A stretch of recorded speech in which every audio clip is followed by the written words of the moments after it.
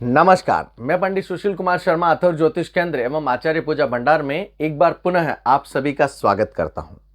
आज का जो हमारा विषय है वह तुला राशि वाले जातकों के ऊपर है। वर्ष 2023 अप्रैल का महीना तुला राशि वाले जातकों के लिए किस प्रकार से बीतेगा, आज इस विषय में चर्चा होगी। यदि अभी तक आपने अथर्व ज्योतिष केंद्र को सब्सक्राइब नहीं कर रखा है तो आप उसे सब्सक्राइब अवश्य करें।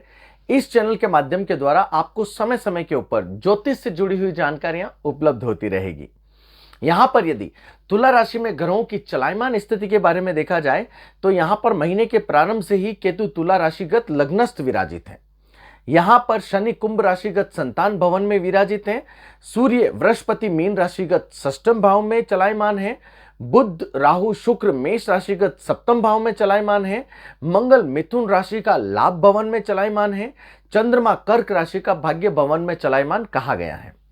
यदि यहां पर तुला राशि के जातकों के बारे में यदि प्रथम सप्ताह की बात की जाए तो 1 से 7 अप्रैल तक का समय यहां पर प्रारंभिक चरण से ही जातक को विजय सूचक कहा जाता है। यहां पर जातक के द्वारा जो भी कार्य किए जा रहे हैं या जिस कार्य के प्रति जातक मेहनत कर रहा है उसमें सफलता प्राप्ति के परम योग इस समय अवधि में जातक को मिलते हैं। साथ ही साथ यहां पर यह कह सकते हैं कि सरकारी नौकरी करने वाले जो भी जातक जातिकाएं हैं उनका पूरा समय इस समय अवधि में जो भी लंबित कार्य हैं उनको पूरा करने में लगेगा। साथ ही साथ यहां पर घर परिवार में जातक के जिसे ये कह सकते हैं कि आनंद का समय रहेगा। मौज मस्ती आनंद जैसे व्यापार के प्रति हो गया, चाहे भले ना जो घर में बड़े बुजुर्गों के स्वास्थ्य के प्रति हो गया, जातक को कहीं ना कहीं संतुष्टि प्राप्ति के परम योग इस समयावधि में रहेंगे। जातक इस समयावधि में काफी व्यस्ततम जीवन भी जिएगा।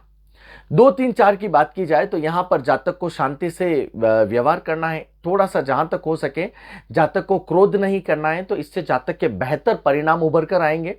नई योजनाएं जातक इस समयावधि में पूरी करेगा।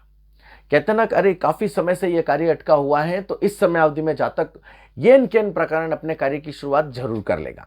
तो जिसे कहते हैं ना कि ये जो समय है यह तुला राशि वाले जातकों के लिए नए कार्य प्रारंभ करने का परम योग करता है।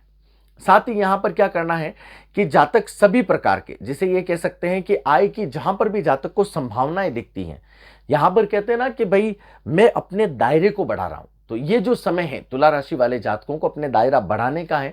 जहां पर भी सोर्स ऑफ इनकम का लगता है कि भैया यहां से मुझे मिल सकता है, तो जातक उस कार्य में हाथ डालने के लिए परम सुचारू रूप से रहेगा। व्यापार में नई मशीनरी, नई टेक्निक, एडवर्टाइजमेंट के बारे में या फिर जो लोग नौकरी पेशा कर रहे हैं वह किस तरीके से नई नई चीजें बताकर या फिर जिसे ये कह सकते हैं कि नए नए काम के तरीकों का इंप्लीमेंटेशन करेंगे और जिससे उनको लाभ प्राप्ति के अवसर भी मिलेंगे। साथ में यहां पर तुला राशि वाले जातकों के लिए मैं एक बात और करूंगा कि 5 और 6 का जो महीना है उस समय अवधि में सावधानी रखने की जरूरत है, क्योंकि यहां पर कहीं ना कहीं जातक को कष्ट की अनुभूति हो सकती है।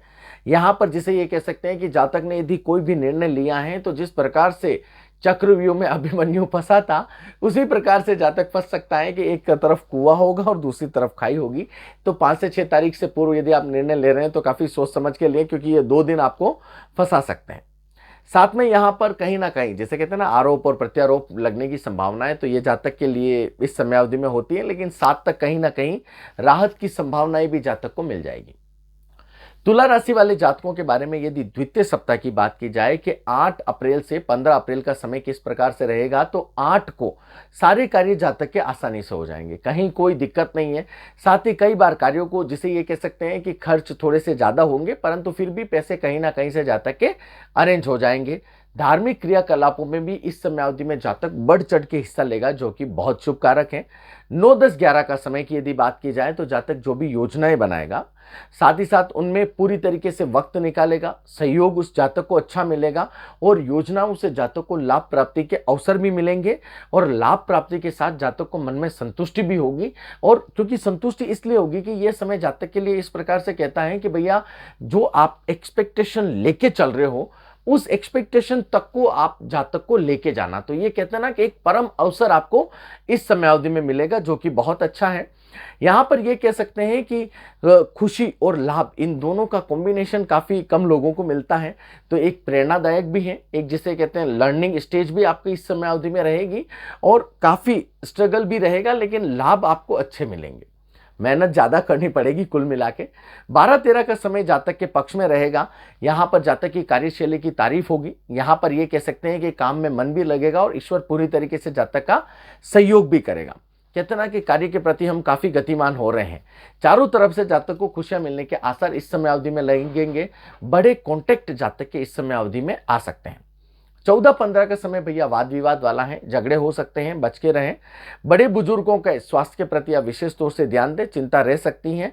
यहाँ पर आप जिसे ये कह सकते हैं कि कोई भी यदि चाहे भले पॉलिटिक के संबंधित कोई बात हो या फिर किसी भी से संबंधित कोई ज्वलनशील यदि कोई मुद्दा हो तो कृपया आप उससे थोड़ा सा बच के रहें या फिर आप अपनी राय को विशेष तौर से रखें, क्योंकि अनावश्यक आपके ऊपर कार्रवाई हो सकती है।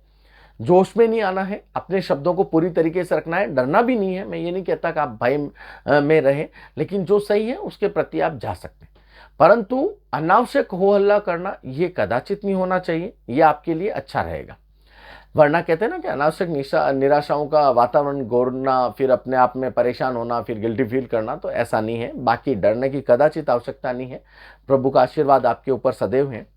16 अप्रैल से 23 अप्रैल की यदि बात की जाए तो यहाँ पर तुला राशि वाले जातकों के बारे में 16 से 17 का समय जिसे ये कह सकते हैं कि आपके लिए काफ़ी अच्छा है। आप जिसे ये कह सकते हैं कि अपने कार्य में बिजी रहेंगे, आपको समय नहीं मिलेगा। यहाँ पर आप कहीं थोड़ी बाहर की यात्राएं कर सकते हैं, तो थोड़ा सा फिट रहेंगे, एक्सरसाइज के प्रति आप ध्यान देंगे। 18-19 का समय विद्यार्थी वर्ग के लिए काफ़ी शुभ कारक है भैया। कहीं ना कहीं से खुशखबरी आपको मिल सकती है। मेहनत का पूरा फायदा आपको मिलेगा। यदि रिजल्ट भी आ रहा है तो आपके अनुसार रिजल्ट होगा, लेकिन कुल मिला के ये कह सकते हैं कि आपको मेहनत अधिक करनी पड़ेगी भैया, लेकिन परिणाम आपको आपके अनुसार मिलेंगे। ये समय आपके लिए काफी अच्छा है। लेन देन आपके लिए होते रहेंगे इस समय अवधि में। 20 और 21 के समय की बात की जाए तो इस समय अवधि में आपके यात्राओं का योग है। आपका दिमाग काफी क्रिएटिव कार्य इस समय अवधि में करेगा। आप काफी प्रोडक्टिव रहेंगे। कहते हैं ना, अरे बस अपने को कोई थकान नहीं हो रही है, बस अपन तो चट से रवाना होने के लिए बैठे रहते हैं। आपका इस समय अवधि में थोड़ा सा मैं ये कह सकता हूं कि घर वालों के प्रति आपका जिसे कहते हैं ना कि पूरी तरीके से सहयोग तो रहेगा ही रहेगा, लेकिन बच्चों के प्रति कहीं ना कहीं आपको जिसे कहते हैं ना कि आपके अनुसार जिसे कहते हैं ना कि समाचार नहीं मिलेंगे। कहीं ना कहीं थोड़े से समाचार ऐसे हो सकते हैं जिससे आप थोड़ा सा परेशान हो, तो कोई बात नहीं, चलता रहता है। 22 से 23 का समय थोड़ा सा ठीक नहीं है, चिंताजनक है। घर और बाहर की चिंताएं आपको हो सकती हैं, विरोधी हावी हो सकते हैं और साझेदार आपके साथ में कोई ना कोई दगा इस समय अवधि में कर सकता है। यदि पार्टनरशिप आप कर रहे हो तो भैया जहां तक हो सके आप जिसे कहते हैं ना कि डॉक्यूमेंटेशन और सभी चीजों को जांचते रहें, तो वो आपके लिए काफी अच्छा रहेगा। क्योंकि कहते हैं ना कि कई बार भरोसा ज्यादा करना नुकसानदायक होता है, तो इस चीज का भी विशेष तौर से ध्यान दें। यहाँ पर यदि 24 से 30 अप्रैल की यदि बात की जाए, चतुर्थ चरण की बात की जाए, तो 24 और से 26 का जो चरण है यह आपके लिए काफी व्यस्तता भरा रहेगा।